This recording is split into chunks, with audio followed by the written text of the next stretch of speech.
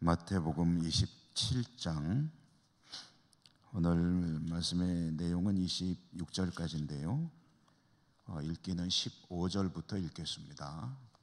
마태복음 27장 15절부터 26절까지 한 절씩 교독하여 읽겠습니다. 15절.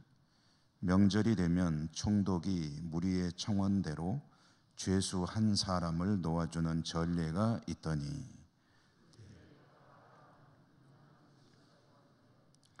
그들이 모였을 때 빌라도가 물어 이르되 너희는 내가 누구를 너희에게 놓아주기를 원하느냐, 바라바냐 그리스도라 하는 예수냐 하니,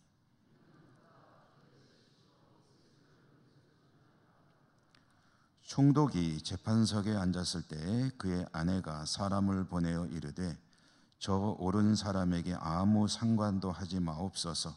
오늘 꿈에 내가 그 사람으로 인하여 애를 많이 태웠나이다 하더라. 대제사장들과 장로들이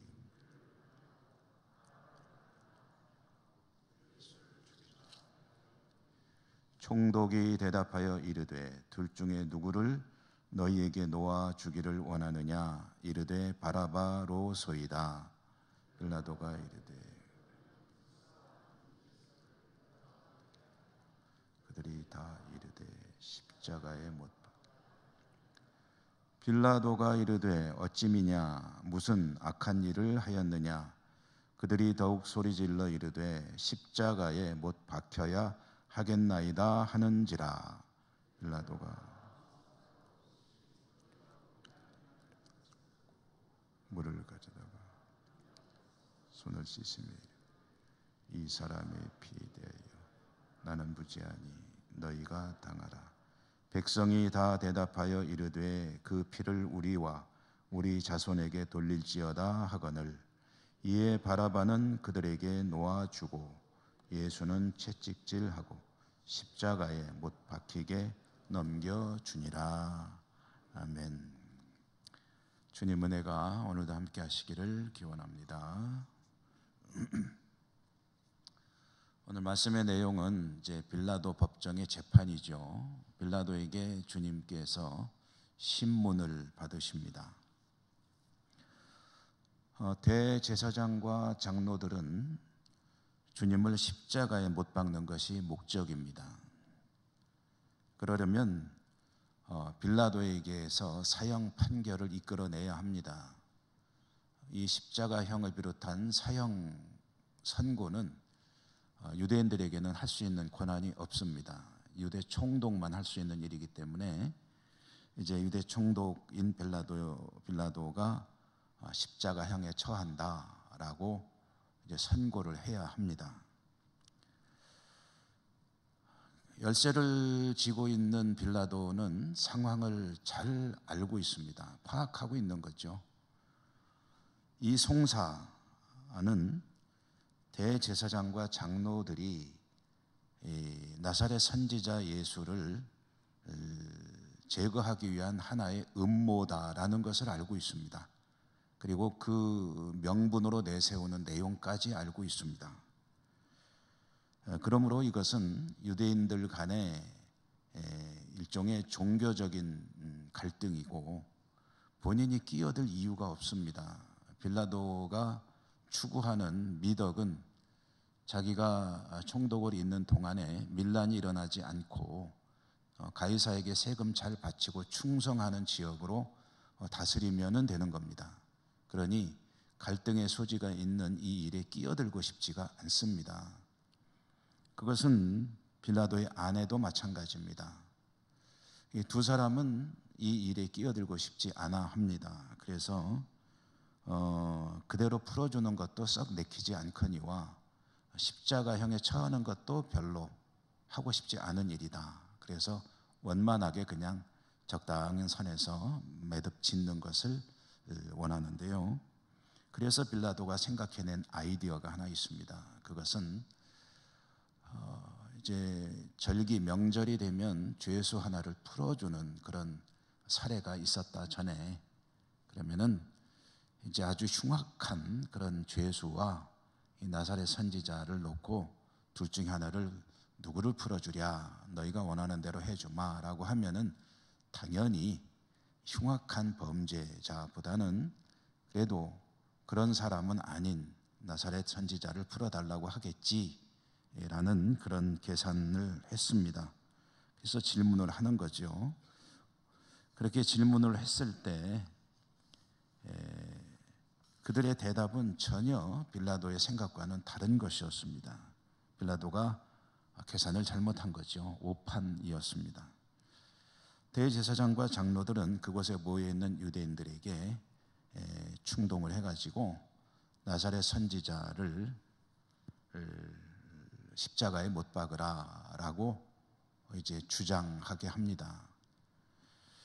소란을 피우는 거죠. 사실 거기에 모인 유대인들이라고 하는 사람들은 다 대제사장, 장로 또는 그와 한 통 속의 인물들, 그리고 그 집에서 이제 나름대로 뭔가 관계가 있는 이들이지, 일반 백성들은 그 새벽에 그 법정에 나오지 않습니다. 뭐하러 나오겠습니까? 그러니까 거기 있는 사람들은 다 대제사장과 그를 추종하는 무리들이었고, 대제사장의 입장에서는 예수를 반드시 제거해야 합니다. 왜냐하면 그동안 누렸던 기득권을 사정없이 비판하고 성전은 그야말로 황금알을 낳는 거위거든요. 대제사장 입장에서는. 그런데 그 성전을 강도의 소굴이라고 하면서 거기에서 돈벌이가 되는 그 현장을 뒤집어 엎었던 이런 위험한 인물을 그대로 둘 수가 없습니다. 자신들의 이 안녕과 질서, 그리고 어떤 그동안 누려오던 모든 것들을 계속 누리기 위해서는 이런 위험 인물들은 그동안 제거해 왔고 또 제거해야 합니다. 그런데 이제 빌라도의 어떤 그 생각을, 눈치를 채니까 풀어주고 싶어하는 것 같으니까 거기 있는 사람들을 다 충동질해서 십자가에 제거해야 된다. 십자가에 제거하는 이유도 명확합니다. 자신들이 제거하게 되면 그 모든 책임을 자기들이 져야 하지만 빌라도가 십자가형을 처하면 로마의 정치범으로 인식이 되게 되고, 그래서 빌라도가 제거한 것이기 때문에 자신들에게는 그만큼 책임이 덜어지는 거죠. 이렇게 해서 이제 나사렛 예수를 십자가에 못 박으라라고 주장을 하게 되고, 빌라도는 나름대로 의로워서가 아니고 자신의 책임을 경감하기 위해서 노력을 했지만, 그러나 밀란이 나는 것은 더 나쁜 것이기 때문에 유대인들의 요구대로 주님을 십자가에 이제 내어주는 장면, 그 말씀을 오늘 우리가 읽었습니다. 근데 여기서 한 가지 참 어처구니가 없는 것은 빌라도가 자신의 어떤 생각을, 계산을 이루지 못하고 주님을 내어주면서 하는 말이죠. 24절에 보면 빌라도가 아무 성과도 없이 도리어 밀란이 나려는 것을 보고 물을 가져다가 무리 앞에서 손을 씻으며 이르되 이 사람의 피에 대하여 나는 무죄하니 너희가 당하라. 나는 책임 없어. 이제 이건 다 너희들이 원해서 한 거야 라고 하면서 손을 씻었다는 거죠. 자, 밀란이 날까 두려워서 대제사장의 요구에 응한 재판관입니다. 재판관은 사실은 최후의 보루죠. 최후의 보루이고 그 나라의 어떤 법, 질서를 지켜야 되는, 그래서 사법권의 독립이라는 말이 나오는 거 아니겠습니까? 사법권은 어떤 정치적 영향으로부터 자유로워야 되고, 아무리 정치가 중요하다 해도 사법권의 독립을 보장해 주지 않는 나라는 그러는 정의를 세우기가 어렵습니다. 그런데 밀란이 날까 두려워서 대제사장들의 요구에 응한 자신이 죄가 없다라고 손만 씻으면 되는 것이냐 하면 그건 아니라는 거죠. 만약에 정의라는 것, 의로움에 대해서 소신이 있었다면, 그러면 십자가형은 할 수 없다, 그런 죄를 찾지 못했다라고 이제 끝까지 자신의 소신을 밀고 나갔어야 하는 것 아니겠습니까? 나는 십자가형 판결 내리고 싶지 않았는데 그런데 밀란이 날까 봐 할 수 없이 한 거야. 그러니까 내 책임 아니야 라고 손 씻는 것으로 죄가 없다는 선언으로 이 문제에 대해서 비껴갈 수는 오히려 없는 것이죠. 자신의 정치적 입장을 고려해서 십자가형에 내어 주었다라고 하는 빌라도는 의로움을 추구한다는 어떤 것으로 자신을 포장하고 싶었는지 모르겠지만 그의 내면에는 의로움이라는 것은 겨자씨만큼도 들어있지 않았습니다. 오히려 자신의 안녕을 위해서 의인을 희생시키는, 그가 추구하는 가치는 조금도 고상하지 않은 그런 자신의 안녕만을 위하는 그런 야비함이 자리 잡고 있었던 것이죠. 그런데 이제 더더욱이 놀라운 것은 이렇게 부도덕하고 의인을 희생시키는 불의한 상황이었지만 이것 또한 하나님의 구원 역사의 일부로 하나님은 쓰신다는 것, 그것은 더욱 놀라운 일입니다. 여러분, 하나님께서 공의를 세워가십니다. 정의를 세워가시는데 하나님의 의, 하나님의 선한 역사, 하나님의 구원을 위한 경륜, 이런 것들은 의로운 일들을 통해서만 이루어지지 않습니다. 모든 의로운 것들을 모아놓으니까 하나님의 의로움이 이루어지더라라는 것은 아니라는 거죠. 그 가운데는 불의한 것들도 많이 섞여 있습니다. 그런데 그 불의한 것들까지도 하나님께서 사용하신다는 것을 우리는 알고 있고 또 그 사실을 믿어야 되고 인정해야 되고 또 따라야 할 때가 있습니다. 이 땅의 모든 역사가 결국 하나로 귀결되는데 그 귀결되는 결론이 하나님의 의이지 모든 과정까지 의로워서 그렇게 되는 것은 아니다. 그 중에는 불의도 섞여 있다. 그래서 우리가 알거니와 하나님을 사랑하는 자, 그의 뜻대로 부르심을 입은 자들에게는 모든 것이 합력하여 선을 이루느니라. 의롭지 못한 일이 있습니다. 그런데 그것까지도 하나님은 사용하신다는 것이고요. 그런 그 불의를 행한 사람은 어떻게 되느냐? 그 과정에 불의를 저질러서 하나님 역사 일부가 되었으니까 그에게는 아무런 문제가 없는 것이냐? 여기에 대해서 가장 대표적으로 논의되는 사람이 이제 가룟 유다 아닙니까? 가룟 유다. 빌라도도 그런 사람 중에 하나가 되겠죠. 가룟 유다는 죄가 없다라고 주장하는 그 묘한 이론이 있습니다. 빌라도도 뭐 그렇게 보기도 하고요. 그래서 왜 그러냐 하면은 가룟 유다가 예수님을 팔았으니까 예수님이 십자가에 죽으신 것이고 그래서 우리의 대속이 이루어지고 그러므로 그는 자기 역할을 한 것이지 그에게는 죄가 없다라고 하는데 그거는 아니라라는 거죠. 모든 불의함, 죄에 대해서 회개할 때 하나님은 그 죄를 용서하신다고 했습니다. 사하신다는 거죠. 진심으로 회개하면 용서받을 수 있겠지만 그러나 그거와 다른 차원에서 불의에 대해서 받아야 될 어떤 응당한 그런 부분이 있다고 한다면 그것은 또 별개의 문제다라는 것도 기억해야 합니다. 불의를 저질렀을 때 그 불의함에 대한 용서는 하나님께서 해주신다.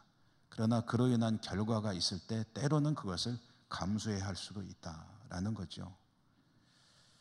그러므로 우리의 삶을 길지 않은 삶을 사는 동안에 악은 어떤 모양이라도 버리라 라고 하는 사도 바울의 권고는 굉장히 중요한 그런 권고가 아닐 수가 없습니다. 악은 어떤 것이라도 버리라, 멀리 해야 된다는 거죠. 선으로 악을 이겨라 라고 하는 것도 마찬가지입니다. 왜 악한 자들에 대해서 악으로 대응하지 않아야 하느냐 하면 악은 악이기 때문입니다. 악을 이기는 것은 선이고 때로는 나에게 손실이 있거나 어떤 안 좋은 일이 혹시 영향이 있을지 몰라도 선으로 악을 대할 때 하나님께서 그것을 기뻐하시고 그것을 통해서 영광을 받으신다. 예수를 믿고 살아가는 사람들은 선해야 합니다. 절대로 이것이 옳지 못하다라고 생각되는 일에 가까이 가는 일은 그것은 죄는 용서받을지 모르지만 하나님 앞에 계속해서 송구스러운 일로 남을 수밖에 없고요. 그리고 그로 인해서 어떤 아픔을 겪어야 할 수도 있다라는 것은 잊지 않아야 합니다. 늘 주 안에서 승리하시는 여러분의 복된 날이 되시기를 주님 이름으로 축원합니다. 은혜로우신 하나님 감사합니다. 오늘도 저희들을 불러주시고 또 하나님 앞에 예배하며 주님의 고난을 함께 묵상하며 또 말씀 가운데 들어있는 하나님의 뜻, 하나님의 여러 가지 사랑의 메시지들 다시 한번 새겨보았습니다.